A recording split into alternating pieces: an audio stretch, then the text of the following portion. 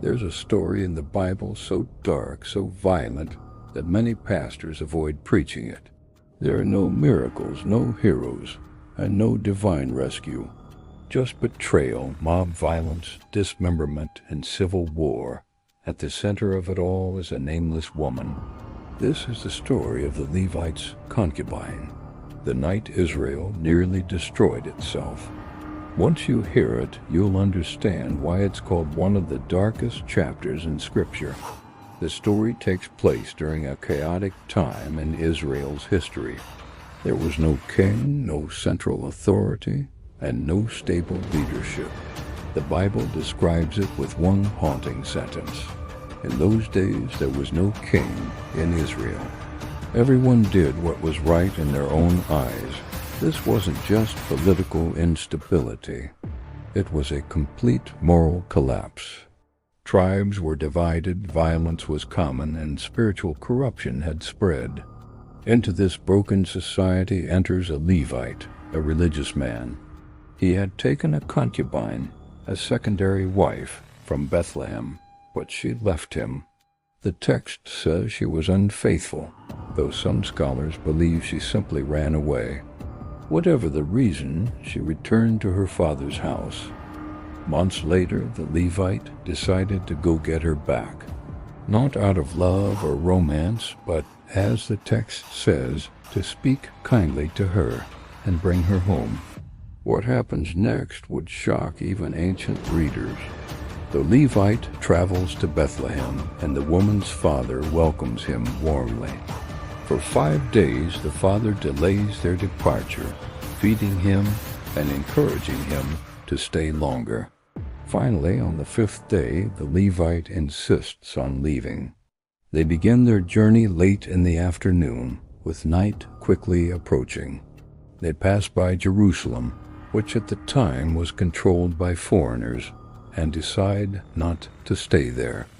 Instead, they travel on to Gibeah, a town belonging to the tribe of Benjamin, Israelites, their own people. Surely they thought they would be safe there. But when they arrive in the town square, no one offers them shelter. In ancient Middle Eastern culture, this was unthinkable. Hospitality wasn't just a nice gesture, it was a sacred duty.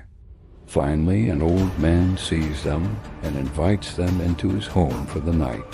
And that's when everything changes. That night, a mob of wicked men from the town surrounds the house. They begin pounding on the door, demanding that the old man bring out the Levite so they can assault him. This scene echoes another infamous biblical story, Sodom and Gomorrah. The old man goes outside and begs them not to commit this terrible evil. And then he says something horrifying. He offers them his own virgin daughter and the Levite's concubine instead, but the mob refuses his offer. So the Levite does something unthinkable. He grabs his concubine, pushes her outside, and shuts the door. The mob abuses her throughout the entire night until the break of dawn. As morning comes, she collapses at the doorway of the house, her hands resting on the threshold. When the Levite opens the door to continue his journey, he sees her lying there. He says coldly, "Get up, let's go," but she doesn't respond. She's dead. There is no recorded grief from the Levite, no mourning. Only what he does next. He takes her body home, and then he cuts her into 12 pieces and sends one piece to each of the 12 tribes of Israel. It was a gruesome message, a shocking warning, and a call for outrage. When the tribes of Israel receive the pieces, they are horrified. They ask, "What has happened? Tell us how this evil took place." For the first time in a long while, the nation is united. But what follows is not justice. It is war. The tribes demand that the tribe of Benjamin hand over the guilty men from Gibeah. But Benjamin refuses. They choose to protect their own. And so Israel goes to war against Israel. brother against brother. After multiple bloody battles and tens of thousands dead, the tribe of Benjamin is nearly wiped out. Only 600 men survive. Suddenly, the other tribes realize something terrifying.